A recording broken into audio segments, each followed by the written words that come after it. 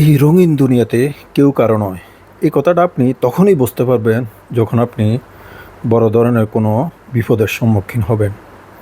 বাস্তবতাটা না অনেক কঠিন। আপনি যদি লাখ লাখ টাকা ইনকাম করেন, তাহলে বাস্তবতার মানুষগুলা আপনাকে সেলুট করবে, আপনার পাশে সবসময় থাকবে। যখন আপনার পায়ের তলা মাটি থাকবে না, তখন আপনার পাশে আর কাউকে তাদের কাউকে খুঁজে পাবেন না।